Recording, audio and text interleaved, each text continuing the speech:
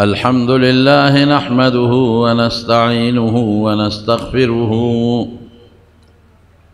ونستغفره ونؤمن به ونتوكل عليه ونعوذ بالله من شرور أنفسنا ومن سيئات أعمالنا من يهده الله فلا مضل له ومن يضلل فلا هادي له وأشهد أن لا إله إلا الله وحده لا شريك له وأشهد أن سيدنا وحبيبنا وشفيعنا وسندنا ورحمتنا ومولانا محمدا عبده ورسوله سيد الأنبياء والمرسلين وخاتم النبيين صلى الله تعالى عليه وعلى آله وأصحابه وأزواجه أمهات المؤمنين أما بعد فأعوذ بالله من الشيطان الرجيم بسم الله الرحمن الرحيم يا أيها الناس اتقوا ربكم الذي خلقكم من نفس واحدة وخلق منها زوجها وبث منهما رجالا كثيرا ونساء واتقوا الله الذي تساءلون به والأرحام إن الله كان عليكم رقيبا وقال رسول الله صلى الله عليه وسلم النكاح سنتي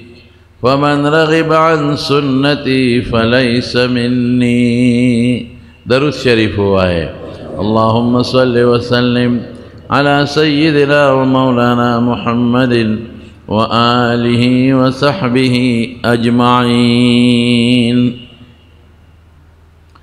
معزز علماء کرام وددی مجلس حاضرین مسلمانان رونو نن چې ستاسو د کلي ته او د جومات ته حاضر شوي یو دا د دوه ورونو د خادۍ په سلسله کې موږ دلته راغلي یو او د حضرت مولانا مفتی عبدالمنان صاحب حفظه الله تعالی ورعاه په دعوت حاضر شوي چې مولانا مفتی عبدالمنان صاحب دا خواهش و چې دلته یو دوه لکان دي او د هغې ودونه دي او د هغې په ودونو کې شرکت وشي او د دین یو دوه څلور خبرې وشي د هغې خواهش و د موږ حاضري وکړه الله پاک دی د مولانا مفتی عبدالمنان صاحب په عمر کې او علم کې مزید برکات واچي او د دغې بچو چې د چا خادی دي غالبا د یو کس نوم دی محمد بلال صاحب او د بل نوم دی صفی الله صاحب محمد بلال صاحب او صفی الله صاحب چې دا محترم سمیع الله جان صاحب بچی دي نو ډیره د خوشحالۍ خبره ده زما رونو چې په خادۍ کې څوک دغسې د نیکۍ او د دینی خبرو مجلس جوړ کړي دا ډیره د خوشحالۍ خبره دا خادي شي دا ډیره موده پس په انسان یو خوشحالي الله راولي پلار لا واده نی کړی او په زړه کې دا سوچي چې زه به واده کوم ماله به خدای بچي راکوي بیا چې واده وکړي نو دی سوچي چې خدای ماله به ته کله بچی راکوي او هغه وخت کې دا سوچي چې دا بچی به لوی شي او د دوی بچی به زه بیا واده کوم بیا چې کله بچی پیدا شي نو په زړه کې دا سوچ او فکر تاویږي چې خدای دا بچی به کله د دې جوګه شي چې زه وله کوېدنه وکړم او زه وله واده وکړم دا ټول د خدای په فضل کېږي زما وروڼو دا ماشوم چا ورکړه الله ورکړه دا ماشوم چا لوی که الله لوی که دی ماشوم لروغ صحت چا ورکه الله ورکه بیا د ښځې بندوبست وشو څومره خوشحالی الله پاک په انسان راولي نو ګوره د غیرت تقاضا دا ده چې تا خدای خوشحاله کړي نو پکار ده چې تم الله خوشحاله کړي نو زمونږ عام خلک چې ودونه کوي نو ډمتوب پکې کوي ډمې ګډئ اجلاګان ګډئ او د دنیا د ګمراهۍ مجلسونه کوي الکان او جنکې ګډ پکې ګډېږي بې ستري پکې کېږي بې حیایي پکې کېږي نو دا خو تا ډېر ظلم وکړه ځکه خدای ته خوشحاله کړه او تا الله خفه کې الله تعالی څونه موده پس خوشحالي راکړه تاله زوی درکړه غی درته لوی کړه او صحت یې والا ورکړه او ځواني والا ورکړله او بیا والا د واده بندوبست الله وکړه که دا زوی نه وي نو واده به دې والا کم ځای کوه او که دا زوی دې رنځور وي نو بیا به دې څه کول که دا زوی دې رنځور وي نو بیا به دې څه کول او که دا زوی دې په ځوانۍ کې ناجوړه شوی وي نو بیا به دې څه کول که دا شل شوی وي دا ړوند شوی وي بیا به دې څه کول نو چې خدای د سره دونه غټ احسان وکړو چې روغ رمټ او خشته زوی د لښکلي شکل والا درکړو نو چې ته دله واده کې او ځان خوشحالی نو په دې خوشحالی کې رب العالمین هم خوشحاله کړي الله به خوشحاله شي نو زه وایم چې محترم سمیع الله جان صاحب ښه سړی دی چې د دې خپلو دواړو بچو صفی الله صاحب او د بلال صاحب په دې خادو کې هغه داسې ښکلی مجلس جوړ کړ او بیا د مفتی صاحب مفتی عبدالمنان صاحب ګوره د علماو سره چې تاسو مشوره کوئ او د علماو سره ناسته پاسته کوئ نو انشاءالله عالمان به تاسو له همدغسې لارې ښیي لکه دې ته چې دا کومه لار ښودلې شوې نو الله دې د بلال صاحب او صفی الله صاحب دا خادی بختوري کړي او مور او پلار دې په الله دواړه خوشحاله کړي او الله دې پکې ډېر برکتونه واچي زما وروڼو واده دا یو لوی عبادت دی ګورئ او دا خادي چې ده دا یوازې دا نه ده چې سړی به خپل خواهش پوره کوي نه دا د رسول الله صلی الله علیه وسلم طریقه ده بلکې د ټولو پیغمبرانو طریقه ده په پیغمبرانو کې صرف دو پیغمبرانو ودونه نه دي کړی یو حضرت یحیی علیه السلام نه دی کړی چې هغه په هلکانه کې ظلم ورسره وشو شهید شو واده ته جوړ شوی د سره نه دی هلکه دا پنګار ته بس او دویم حضرت عیسی علیه السلام واده نه دی کړی چې هغه خدای پاک جمدي اوچت کړی دی اسمان ته ابه د قیامت نه مخکې راکوزیږي او بنا بر قول راجحه واده به کوي نو دا دوه پاتې دي هم به پکې یو چې راشي واده به کوي چې څومره پیغمبران دي ودونه یې کړي او الله پاک دا ما چې کوم آیات ولوست نو الله څه وایي وایي تاسو ما د دوو کسانو نه پیدا کړی آدم علیه السلام نه د هغه بیبي شوه او د هغې د دواړو نه خدای پاک ګڼ شمېر سړي او ښځې په دې مخ د ځمکه خواره واره شیندلې دا د واده برکت دی نو واده به په دې نیت نه کوي چې د خپل خواهش پوره کړم دا ښه خبره نه ده واده به په دې نیت کې چې دا د پیغمبر مبارک طریقه ده واده به په دې نیت کې چې ماله خدای بچی راکړي واده به په دې نیت کې چې د رسول الله صلی الله علیه وسلم امت زیات شي یو ځل حضور پاک فرمایل په بخاری شریف کې حدیث دی وایي ما ته خدای پخواني امتونه وښول وایي داسې پیغمبر مې مولید چې یوازې روان و جنت ته قوم ورسره نو داسې مې مولید چې یو ملګری ورسره و یو امتي او داسې مې ولیدل چې ډله به ورسره وه وی داسې یو لویه ډله مې ولیده وی ما وی چې دا به زما امتي نو ما د جبریل علیه السلام نه تپوس وکړو چې دا ډله د چا ده وی دا موسی علیه السلام دی او هغه سره خپل امت جنت ته روان دی ډېره لویه ډله وه وی بیا مې یو بله ډله ولیدله چې هغه دا ټول غاړې د اسمان ډکې کړې وې او ډېره زیاته ما وی دا د چا ډله ده وی دا ستا ډله ده نو حضور پاک فرمایي چې تاسو ودونه وکئ چې زما امت زیات شي نو د قیامت په ورځ چې زما امت ډېري نو زه به په نورو امتونو فخر کوم چې زما امت ډېر دی نو ګوره د واده مقصد دا وګرځوئ چې خدای بچی راکړي او نسل د انسان زیات شي او مسلمان زیات شي او بیا د رسول الله صلی الله علیه وسلم امتیان زیات شي بیا واده به چا سره کې نو کوشش وکړه چې هلک له دینداره جینۍ وکړې او جینۍ دینداره هلک له ورکړه دا قانون دی نیکه جینۍ وکړه په هغې کې به ډېر لوی برکت او خیر او هلک چې ګورې نو هم دینداره حضرت ابو هریره رضی اللہ عنہ تا حضور پاک فرمائی تنکح المرأة لاربعین وی عموماً چه خدا سوک کئی نو دے سلورو کی یو مقصد پڑکی نیولی لمالها سوک اغا خدا کئی چه مالدار ہے مطلب دا چې د پلار نه ورسره جیداد راشي او پرجون نه او لرګي او لوښي دا ورسره راشي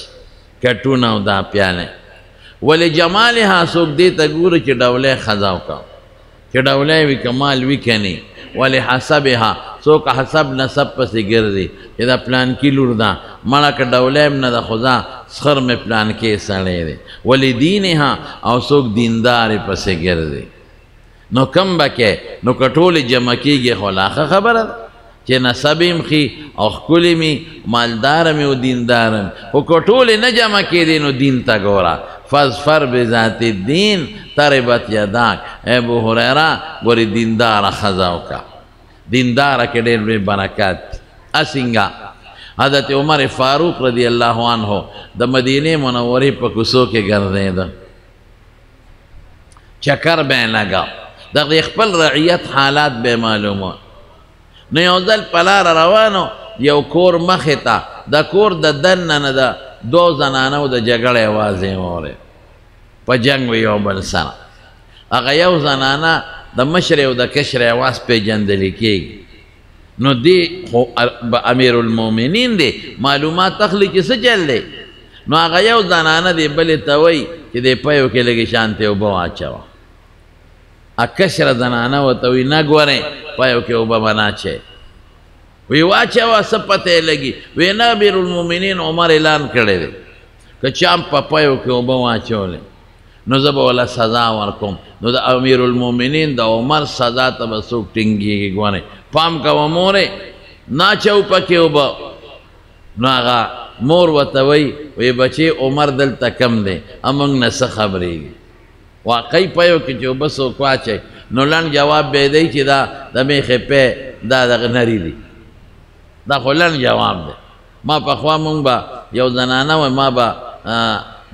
سار مونځ وکړو د محلې په جومات کې زمونږ په کلي کې دننه جومات و نو ما به یو زنانه وه د هغې نه به مونږ پی غېستل نو پی به مې وړل نو ما ته یو ځل وی ورته ووایه پی ډېر زیات نري کړی دی نو ما ورته وی ترورې پی دی ډېر نري دی نو دا اوبه پکې زیاتې دي نو ما ته وی ولې اوبه پلیتې دي څه ښه ډاډی راته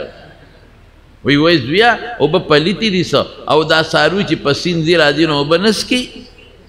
اوبه پلیتې دي نو ما ورته وی زه خو پې نه اودس کوم او نه پې غسل کوم چې د پاک پلید خبره ماته کې خو اوبه خو ما کره کور شته که نه زه اوبه څه کوم زه خو پیلمه نو ته په پیو کې چې مثلا 1 کیلو پی وي یا 2 کیلو او ته پکې نیم کیلو اوبه واچئ نو په ما دې اوبه خرڅې کړئ نو زه خو پیلم زه خو اوبه نه اخلم دا ټګي ده او ډېره لویه ګناه ده خلک وایي دا اوبه پاکې دی لکه دا خو ما پاک شی پاک دی واچوه خو ګناه دی وکړه که نه اوبه خو ما کره کور شته زه خو پی اخلم زه خو اوبه نه الم چې اوبه اچوم زه پکې اچوم ستا څه کار دی چې ته پکې اوبه اچئ نو پیو پته خو نه لګي وی دا نری دي یو ځل او قسم یې وخوړه که وایي ما پکې اوبه اچولي نو زه یې ملامته کړم نو کور مې وی مې ګوره هغې غریبې قسم وخوړ او تاسو وایي پی نري کړي دي اوبې اچولې دي قسم خوري که ما پکې اوبه اچولي وی دا ټیک وایي وی دا په اوبو کې دا په پیو کې اوبه نه اچئ دا په اوبو کې پی اچئ لاول په بالټي کې اوبه واچئ نو د پاسه پې میخوله شي او غوا پیوله شي نو رښتیا وایي چې ما خو پکې اوبه نه اچوي نو دا ټګیانې دي ښه که په پیو کې واچو که اوبه په پیو کې واچئ نو دا ګناه ده من غشنا فلیس منا حضور پاک فرمایي چې چا زما امت سره ټګي وکړه او دوکې وکړه دا زما ډلې والا نه دی نن سبا خلک اخرت تباه کي او ټول لګیا دي ګډون کوي په چایو کې خلک ګډه کوي په مسالو کې ډېر خلک ګډه کوي په پیو کې ګډه کوي په سبزو کې ګډه کوي واړه او غټ یو ځای کې په میوو کې ګډې کوي زما د قسمې زما وروڼو دا ګورې لویه ګناه ده دا دوکه د مسلمان سره او دا جرم دی خدای مو د دې نه ساته نو ورته وایي هغه مور هغه لور وایي مور حضرت عمر منع کړې ده نو هغه مور ورته وایي عمر کم دی اخو نشته نو هغه لور ورته څه وایي وایي مورې که عمر نشته د عمر خدای خو شته که نه د عمر خدای ډېر لوی صفت دی رسول الله صلی الله علیه وسلم فرمایي وی د قیامت پرس چې هغه سخت تو وي او ګرمي وي نو اوه کسه به د الله د عرش د سوري لاندې وی اوه کسان یو په هغه اوه کې څوک دی رجل ذکر الله خالیا یو سړی دی چې هغه الله ځان ته رامخکې کړي او دې ځان له هېڅ څوک هم نه ففاضت عیناه او سترګې وبهېږي اوښکې روانې شي هېڅ څوک هم نه د خلکو نه نه یریږي د خلکو نه نه جاړي د چا نه یریږي د رب العالمین نه یریږي سترګې وجاړي چې خدایا واقعي الله ته به مانه د قیامت پر ورځ تپوس کوې هېڅ څوک نشته خلک خو مونږ خو ګناه نه کوو ولې بابا به خبر شي کاکا به خبر شي تره به خبر شي خلک به خبر شي ټیک شوه د خلکو نه یریږي او د خدای نه نه یریږي خلق دی خبر چی سی چل موشی ملامت با دی کی او با دی شرمی رسوا با دی کی دا وڑا خبر دا که خدای خبر شو پاغا تل شل زر قاما کی با دی رسوا کی او بیزت با دی کی او سزا بمدل در کی نو دا دیر بہترین صفت دی نو حضرت عمر فاروق رضی اللہ عنہ چی کور تراغی نو بی بی تیوی یوزوی او عاصم نمی عاصم عین الف سواد میم عاصم وی دی عاصم لبا خزکو نو ما ولی یو جنې صحیح کړی او ډېره نیکه ده او د خدای نه یریدونکې ده نو بیبي ورته وی ډېره ښه ده وی څوک ده وی ته لاړ شه لا اول وګوره چې دا جنې چاله ورکړې ده که نه کور یې ورته په نښه که پلانکې محله کې دقسې کور کې ده او بېګۍ ما په زړه کې د خدای یره لیدلې ده چې وی که عمر نشته نو خدای خو شته که نه دقه جنې کوم نو چې بورې لاړه د حضرت عمر رضی الله عنه بیبي نو راله وی سړي هغه جنۍ خو یې چاله نه ده ورکړې پیغله ده خو دا ده چې دا خو ګډبانه دي ګډو چیلو والا دي ته خو امیر المؤمنین او خدای پاک د لوی حیثیت درکړی دی نو زوی له به ګډبانه کې زمونږ پښتانه ورته ګډبانه وایي د ګډو چیلو والا لور به کې زما وروڼو او ته څه وایي عمر صاحب وی زوی سره مشوره کوم که د هغه خوښه نو په شریعت کې دا پابندي نشته چې د هلک خوښه هر څوک که ګډبنه ده او که کور کې د ګډو چیلو والا دي خو په زړه کې د خدای یره پرته ده او حضور پاک فرمایي چې هغه جینۍ په نکاح والی چې کومه دیندار د دې نه غټ دین بل نشته چې چا په زړه کې د خدای یره پرته زوی سره عاصم سره سلام وکړه د شریعت قانون ګورې زما وروڼو دا دی ښه دا مسله باندې ځان پوه کې چې کله م زوی له واده کې صلاح ورسره کوه ډېر خلک د زوی نه بې صلاح وکړي ویره وکړي او خورده وکړي او زوی ورته وایي زما نه ده خوښه نه ده خوښه ما ته د خور په نظر ښکاري نو ته ولې ظالمه ظلم ولې کې چې د هغه نه ده خوښه په زور یې ولې کې دا جرم دی دا ګناه ده ګورې زوی سره صلاح کوه او بعضې وخت کې جینۍ چې ورکې نو هم صلاح ورسره وکړه ولې بعضې وخت د جینۍ هلک نه خوښه او خلک یې په زور ورکړي نو بیا ژوند تبی اکثر ډېرې جینکۍ وي بیا وتښتي یا ډېرې جینکۍ وي خاوند مړ کړي بل یې خوښي یا دارو مارو ګولۍ وخوري او ځان مړه کړي نو ظلم به نه کوي او جینۍ هلک دې د خپلې خوښې کار نه کوي ډېر هلکانې جینۍ خوښی او د مور پلار یې نه خوښه بیا وروستو خفی دی خو نوجوان یې نه پوهېږي او ډېر کله ته جینۍ وي هلک یې خوښي او مور ته وایي ما دله ورکې حالانکې د مور پلار یې هغه هلک نه خوښ ګوره دا دواړه په مشوره کول پکار دی نه یوازې مور او پلار دې دا فیصلې کوي د لور سره او د زوی سره دې صلاح کوي او نه د هلک او جینۍ یوازې دا فیصله کوي د مور او پلار سره دې صلاح کوي نو په شریکه دا فیصله کوي نو زوی سره سلام کړه زوی یې وی بابا ډېره ښه خبره ده چې دین پکې وي او د حضور پاک د وینا مطابق بالکل ما ته قبوله ده حقه جینۍ زوی له په نکاح واخېسته ګوره څومره فایده شوه پکې الله پاک د هغې هلک او د جینۍ نه هغه نیکه جینۍ وه عمر ابن عبدالعزیز غوندې شخصیت پیدا کړي پنوسو کې عمر ابن عبدالعزیز پیدا شي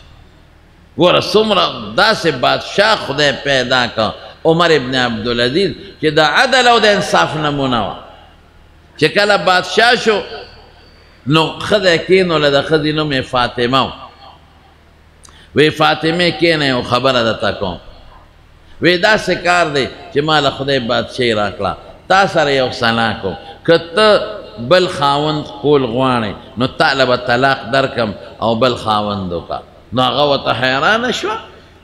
چې ما له ولې طلاق راکې ما څه غلطي ګناه کړې ده وی نه نه هېڅ غلطي دې نه ده کړې نو طلاق ولې راکې چې ښه ورځ خدای پتا او په ما راوسته او ته خدای بادشاه کړې نو ما له اوس طلاق راکې هغه ورته وی نه ښه ورځ په موږ ته خدای راوسته خو زه د مسلمانانو بادشاه شم نو په ما د مخلوق بوج راغی د حضور پاک د امت بوج او بار مې په سر پروت دی ما نه شهوت تختولی دی زه ستا حق نشم پوره کولی نو قیامت پر ورځ به خدای ما نه ستا د حق تپوس کوي ستا حق نشم پوره کولی او ته به م وایې چې سړیه د ما حق پوره که زه نشم پوره کولی په ما دونه ټینشن راغلی دی د بادشاه بوج چې زما شهوت ختم شوی او ته ځوانه پیغله ښځې نو تاله به طلاق درکم ځان له بل خاوند به وکړې نو ښځې ورته ویې نه سړیه ما خپل حق در بخلی دی زه به د خپل حق تپوس نه په دنیا کې کوم او نه په آخرت کې کوم وایي ستا خوښه ده نو بیا ورته خاوند څه وایي وایي ښه ستا چې دا څومره مال او دولت دی دا کالی دي او سره او سپین دي او دا جامې او جوړې دي او دا هیرې او جواهرات دي نو دا تا لرور د بیت المال نه کړی دا ستاسو خپل مال نه دی نو دا به غونډ راکې او بیت المال ته به جمع کوو نو ښځه چېته کالي ورکوي نو څونه ښه ښځه وه ویواله نو ټول بنګړي او چې څه په سر د پاسه تاجونه او چې څه میلونه او څه ګوتمې او هیرې او جواهرات وخو د هغې زمانې د کروړونو روپو هغه یې غونډ والا ورکړل او چې کومې زیاتي جامې یې وې هغه یې ته غونډې واغېشتې او بیت المال کې جمع کړې دا د مسلمانانو د بیت المال دې ته انصافدار بادشاه و یې ته جمع کړ دونه یې څه پرې نه ښودل چې یو ځل عمر ابن عبدالعزیز د جمعې مانځله لاړ نو لږ لیټ لاړه او چې په منبر کېناست داسې رپېده نو خلکو وی چې حضرت جوړ ناجوړه دی ځکه د جمعې مانځله به په وخت دی تبکیر ورته عربی کې وایي وختي به وځئ دې لیټ راغی او رپي نو زه یې عذر وکړم وی تاسو به وایئ چې دی ولې لیټ شو وی زما دقه یوه جوړه ده نو دا خیره نه وه نو دا مې ځان له اینځله لنګ مې والیو او دا مې ځان له ووینځله نو بیا مې وچوله چې اوچه شي چې واچومه نو په دې را باندې ناوخته شو اوس هم لا پوره لمده ده او چې نه ده پکې رپم داسې بادشاه زمونږ ستاسو بادشاه نه وي بادشاه دې ته وایي او یو ځل یې لور ته آواز وکړه وایي بچې پلان کې اوبه راوړه نو لور والا رانله نو بیا آواز وکړه ای پلان کې تا ته وایم که نه اوبه راوړه نو رانله نو دریم ځل یې آواز ورکړه لور یې رانله نو ښځې ته یې ګیله وکړه وایي دا د دې زمانې لوڼه دي زما لور ته ما درې آوازه وکړل ما له اوبه راونړې نو ښځه ورته څه وایي وایي بربنډه دله راشي یو پرتوګ یې دی او یو کمیس یې دی یو جوړه بله نشته نو پرتوګ یې شلېدلی دی نو کوټه کې ځان له ګنډي نو چې هغه وګنډي ووایي چې نو راج به شي اوبه به دله راوړه دې ته جون وایي داسې د انصاف حکومت یې کړی دی داسې د انصاف او چې په کومه ورځ وفات شو نو په صحرا کې شرمخ په ګډه حمله وکړه د ده په حکومت کې شرمخ په ګډه حمله چېته نه وه کړې چې د انصاف حکومت یې به بیا داسې وي نو شپونکي و چېته په صحرا کې چې شرمخ په ګډه حمله وکړه نو انا لله و انا الیه راجعون عمر ابن عبدالعزیز وفات شو چا ورته وایي تا ته څه پته لګي ته خو د میاشتو په مزل لرې وایي چې د هغه حکومت نو شرمخ او ګډه چیلی به یو ځای سرېدې مونږ چې ته دا فکر نو نن شرمخ په چیلی ګډه حمله وکړه پته لګي چې د انصاف حکومت ختم شوی دی چې معلومات یې واغېشتل هغې وخت کې عمر ابن عبدالعزیز وفات شوی دا د هغې نیکې ښځې او د نیک سړي نه پیدا دی دا رسول الله مبارک چې فرمایي چې نیکه ښځه وکړه نو فایده به یې دی وینه پاکه ده دینداره ده او د ښو اخلاقو خاوند ده نو د بچو نه به خدای پاک دیندار او بهترین انسانان جوړوي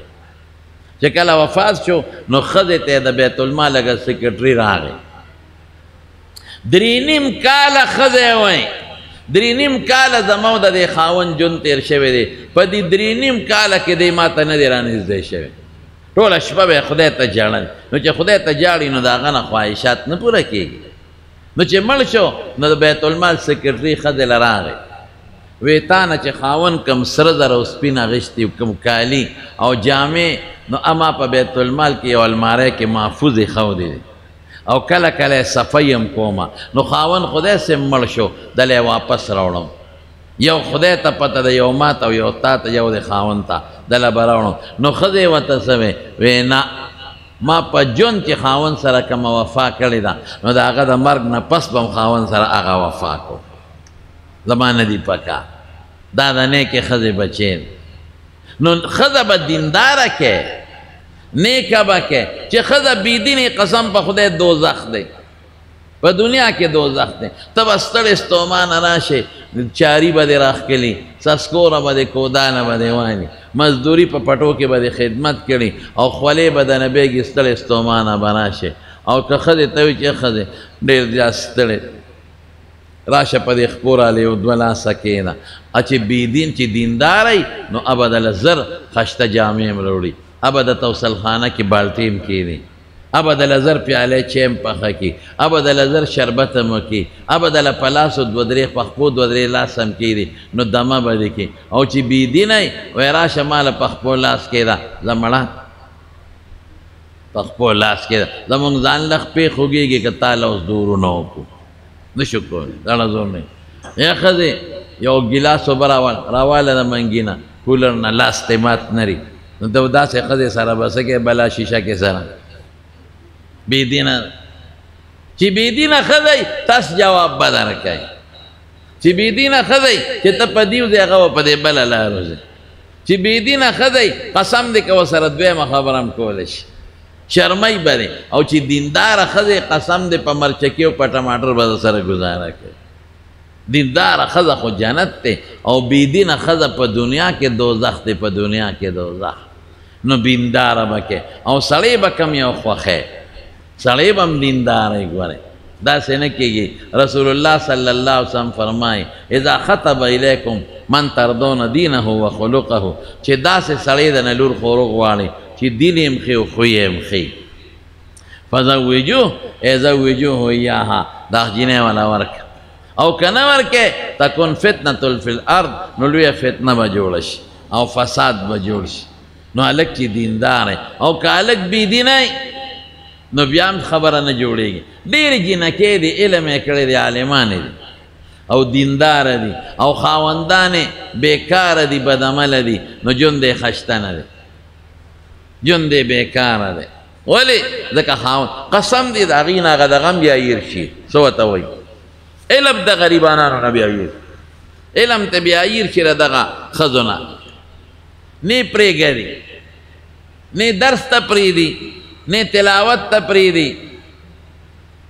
او نه یې دې ته پرېږدي چې ماشومان کور ته راشي او سبق ورته موږ سره ډېرې زنانه په ټیلیفون دا رابطې کوي یاره پلار یو سړي له ورکړی یم مولوي صاحب څه وظیفه راته وښایه زه خو عالم یم هغه سپېره کور کې ماشومان هم نه پرېږدي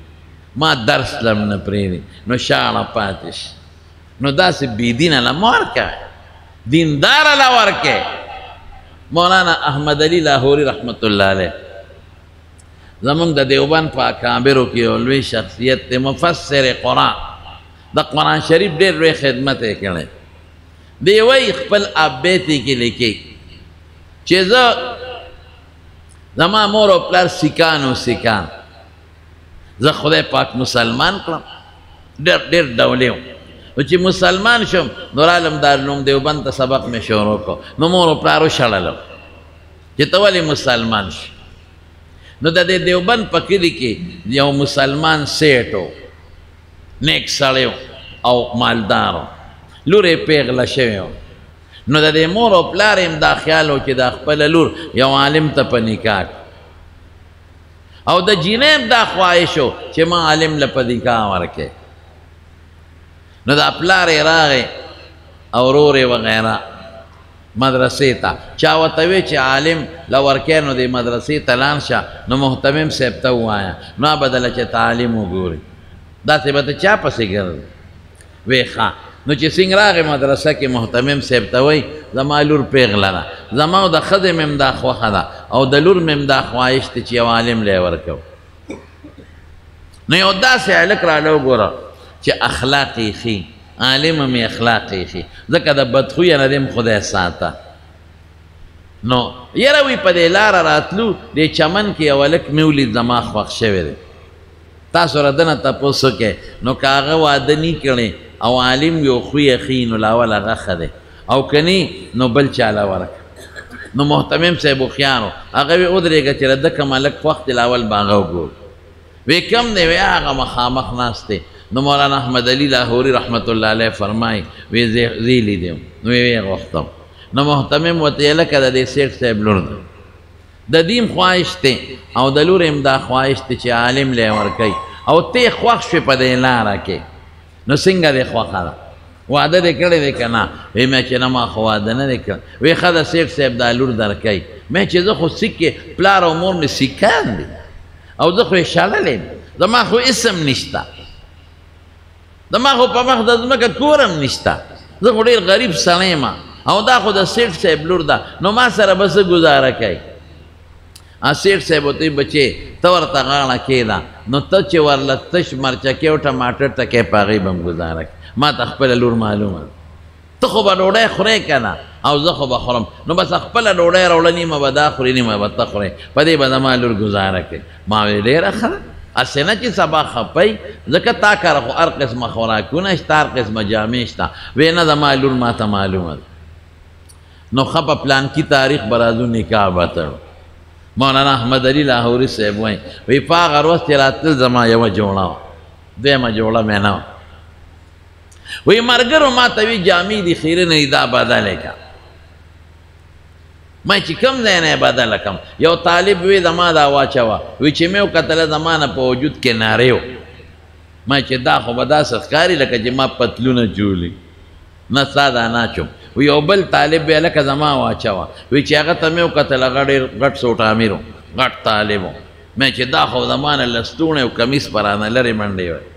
وی بل وی چې مړه دا خپلې دې ووینځه و چې به شي دا واچوه وی چل یې را سره وکړه دا طالبان خو ګپې شپې لګئ وی ځکه چې وریځ وه او نرې باران بس وی سوچ مې ونه که غسلخانې ته ننوتم لږ مې ووه خپلې جامې مې ووینځلې اوس یې نچوڼوم او بادوم او جامې کمزې وچېږي او طالبان را پورې خاندي چې دغه دی ماسپښین چې اوس به رسخر راځي ټینګ شه یا خدایه دا به څه کوي وی خیره جامې پوره و چې نه شوې خو مې واچول وی سخر مې د سخر رور او خیان مې رالل نکاح نه او وی ما په هغې کې داسې رپېدم ځکه یخې وی سخر مې پیش و چې بل ودرالو هم دغه یوه جوړه وه او اوس هم دغه یوه جوړه ده وی نکاح شو د نکاح نه پس واده شو زمونږ د خلکو خدا قانون دی اومه ورته وایي چې ښځه په اومه ورځ باندې دا ښځه په اومه ورځ باندې پلار کره دی پخوا به ورته اومه وایي اوس اومې ته نه ګوري اوس خو د واده په دویمه ورځ پلار کره منډه وایي په دریمه ورځ منډه وایي پخوا به اوه ورځې پس تله چې د خاوند کره لږ زړو لګېږي او چا به ښځې میاشت پس تلې څوک به 2 میاشتې پس تلې داسې یو ژوند نو دا جینۍ پلار کره څه موده پس لاړه نو چې لاړه نو پلار ته تپوس وکړ وی بیٹی اپنے شوہر کو کیسے پایا لورې خاوند دې څنګه ومونته دې غریب به نارې تېرې دی خاوند چې کومه ډوډۍ وه بې نیمه که نیمه دې خوړه نیمه هغې خوړه ترکاري څه به وه څه خوروا موروا به وه هغه به نیمه دو خوړه و نیمې ښځې خوړه د پلار نیازبین کور نه راله غریب کور ته د بنگلې نه راله کچه کور ته د اعلی قیمتي سامان نه راله د ټیکرو لوښوله او خوراک نشته کمزور خوراک بیکاره خوراک نو که دا د دې زمانې ښځه و پلار ته تپوس کړی و چې خاوند دې څنګه دې څه به وې وی پلاره تا دې خدای دوزخ ته بوځې غرقه دې کړم وی به که به نه وای وی مورې تا دې خدای دوزخ ته بوځې خوار چنگی مولا لدے ورکڑے ہو دا ڈوڑے درک نہ لگی او دا جامع درک نہ لگی رشتے ہو ایداب ہوئی کہ بناوئی یو جنیوہ نو آغا یو سڑی لے غختا الک خشتا الک او دا قرآن حافظ و خشتا گرے والا کلی گرے و مزیدارا او حافظو دا قرآن شریف او یقینو که دا سی خشتا لکو چه مزیدار نو آغا جنه چه ولا غفت آغا جنه تا موروی پلانکی لده ورکو وی آغا شیخ کوڑی لمی ورکوه دا شیخ کوڑی نکو گورا گیری تا اسپکو کرده سو چلو شو گیرا خو خکولی بی ده انسان گیرا خدا مخرو نق ده گیرا که خکولی نوی ده پیغمبرانو باولی وان هر پیغمبر خدا خکولی پیدا کرده ده او یو پیغمبر بی گیری ننی پاتشه گیرا خو خشتا شیره گیرا که بنده خکولی خکاره نو اغی گیری پوری ٹوکی وکنی شیخ کولی لور کوي نکوم دا شیخ نو پا یو بل سڑی وادشو مڑا روزانه بے دربولا پدا سے سڑی وادش وکانا چی روزانه بے دربولا او دا سے تنگ جن دیو چی دا حد نوتے او اخیرہ که اگا خاون مڑم شو او اگا خضب پا پردو کسو کے لگیا دا خدمتو نا بے کر او اگا حافظ لخدے پاک عالم خضب ورکر جن دے خشتہ دے و مزیدار نو بعض خضب پا کلادا نخری کئی دا شیخ تی دا نکو او دا پلان کی دے دا نکو او دا ما دل ورکے او ما غلا ورکے دا شی پکے نشتا نو سوائی ڈوڑے تیو نکتل پلارو توئی وی بیٹی اپنے شوہر کو کیسے پایا وی لور خاون دی سنگا امنتا نوی خاون او تا سوائی وی بابا وی پا دنیا کے بمی دا جنت خبرے ورے دے کہ دا سے خکولے دے او جنت کے خکولی جن دی او خشتہ جن دی او خوشحال جن دی ماوی خدا دا جنت بکل رازی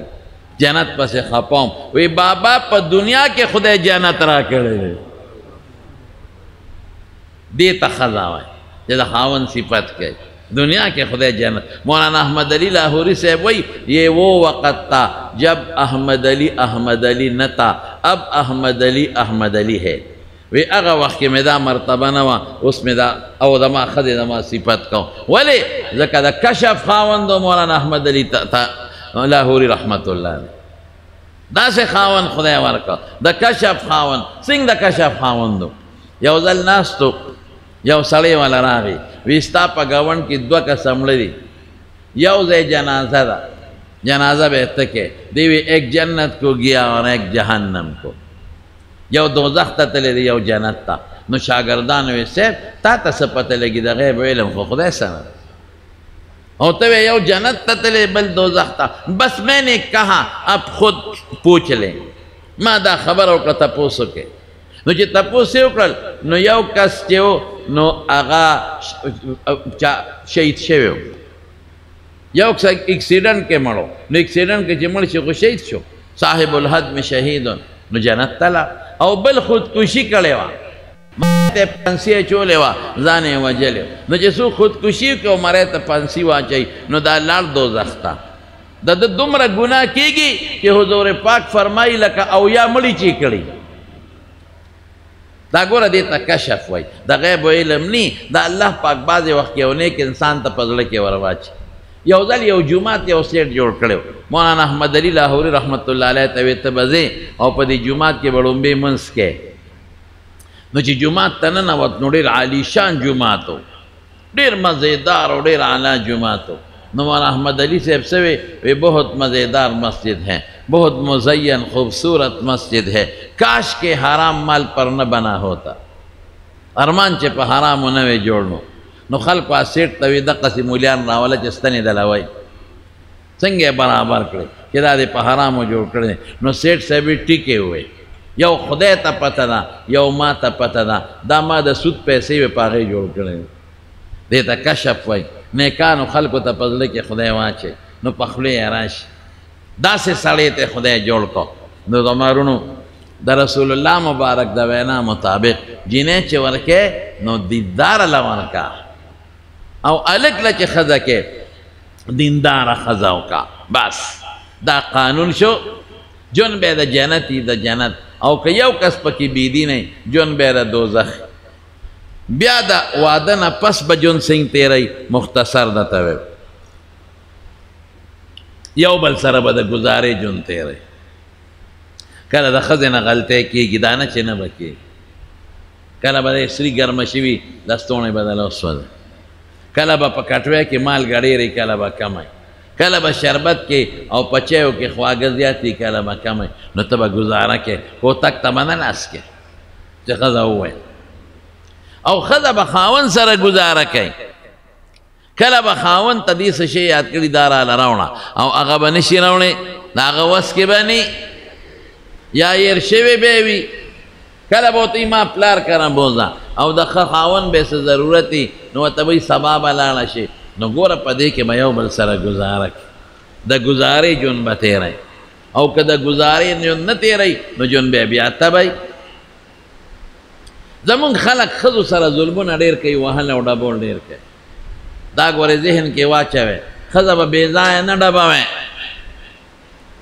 د ښځې متعلق قرآن شریف کې الله فرمایي واللاتی تخافون نشوزهن فعظوهن چې کومه ښځه ناشزی دې زمانه کې به ناشزي تاسو ته دوه مثاله درکم یو دا چې سړو سره په موبایل خبرې کوي بې حیایي کوي بازارونو ته ځي او سرتور سر او کولاو مخ ځي او دکاندارانو سره ګپې شپې لګوي بې ستري کوي دا ناشزه شو دویم هغه ښځه ده چې خاوند ته رابرغېږي او جوابونه ورکوي د داسې ښځې متعلق قرآن څه وایي چې فعظوهن نصیحت ورته وکړي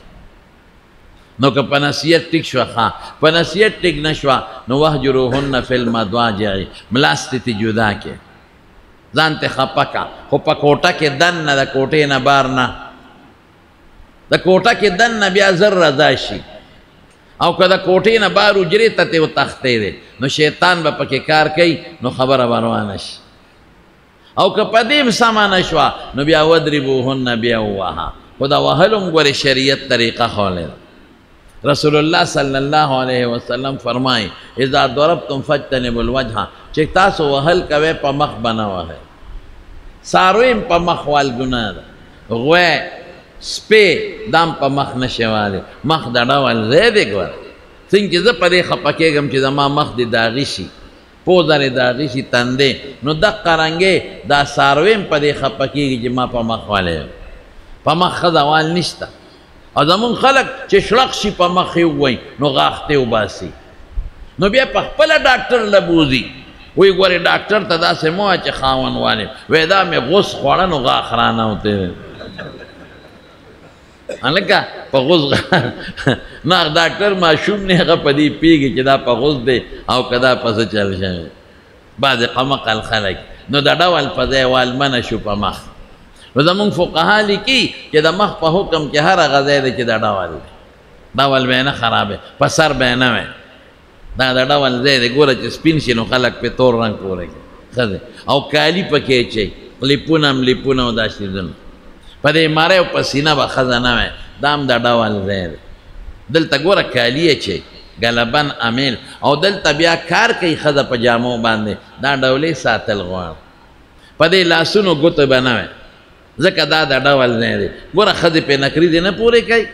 ګوتمې پکې اچي بنګړي پکې اچي په لاندې خپو به نه وی دا هم د ډول ځای دی ښځې ډولې ساتي نکري دې پې پورې کوي او پکې لاندې هغه پازې به مچي نو په دې والمنه دي نو ما یو ځل دا خبره کوله نو طالب چټ راولېږه وی په کوم ځای ووهو ځکه چې په سر او په مخ او په ماری او په سینه او په ګوتو او په لاس او په خپو نه وی په کوم ځای ووهو مې په دې ملا ډب ورکوه هم شریعت څه وایي حضور پاک فرمایي ضربا غیر مبرحین سخت وال به نه کې داسې څاروی خو نه چې ته دربې قسم دې د حضور پاک نه بیبیانې وي یو بیبي له ډب نه دی ورکړی شمائل ترمذی کې راځي ما ضرب امرأة ولا خادما قط حضور پاک ته په خپل ژوند کې بیبي له خادم له ډب نه دی ورکړی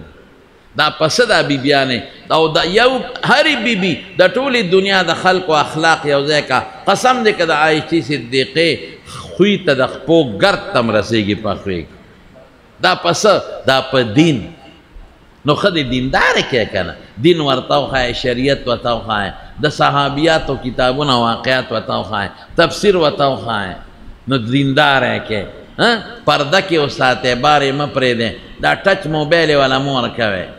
دیندار کې نو خپل جون به تیریږي زمارونو دا سو خبره مې تاسو په خدمت کې عرض کړې ما درس هم کړو ستړی مې او ما بیانونه بند کړي دي ډېر نه ځم او مفتی عبدالمنان صاحب محترم را باندې ډېر ګران دی د وی خامخا به راځې ما وی ذرا بشو نو په دې ډېر خوشحاله شوم چې دا سمیع الله صاحب د بچو په خادو کې دا د دین مجلس شو ان شاء الله چې دا خادي به خدای مبارکه ګرځي ان شاء الله ځکه د په خپل خاده کې الله خوشاله نو دا بچی بلال صاحب او سمیع الله صاحب جون به ان شاء الله خیر خیر دا به مزیداری او جون برست د خپل خدو سره خپل تیری دی دواړه رونه خزو له به ظلم به نه کوي زیاتې به نه کوي او د شریعت دایره کې به کوشش کوي جون تیر کې او جنکې به هم په دې کور کې د خپل سخر ته د پلار په نظر ګوري او د خواښې ته به د مور په نظر ګوري او اندروریانو ته به د خویندو په نظر ګوري او د هلکان به خپل سخر ته د پلار په نظر او خواښې ته د مور په نظر ګوري کوشش دې کوي چې د شریعت دایره کې جون تیر کې ان شاء الله خدای به ولا ډرولو له په جون کې برکت ایږدي او په زندګۍ کې او په مال او په دولت کې دعا وتاو کې چې خدای پاکي خادي بختوره کې دا دعا یا الله دا دعا لکان په خپل خود سره خوشاله زندګۍ نصیب کړي او رب العالمین د شریعت په دایره کې د سنت مطابق زندګۍ نصیب کړي او د اجینکو پلاران او میندې او د الکانو پلاران او میندې الله ټول په دې خوشاله باندې خوشاله کړي الله د دینه پس د واده څومره مراحل لازم په خیر او عافیت سرته او رسول کې او الله جون دې د خیر او د برکت کې د ناچاقو د اختلافاتو نه الله پامن کې وساتي دا مجلس چې څومره دوستان واورید ناستي د ټولو د خیر او د برکت جون نصیب کې کله چا په کورونو کې ناچاقي پروغې بدل کې چاته څه مشکلات پریشانې په خوشاله بدل کې کله چا بچی نه خدای بچی ورکه کله چا نارینه اولاد نه الله نارینه اولاد ورکه ها یو مرګري والده بیمار ده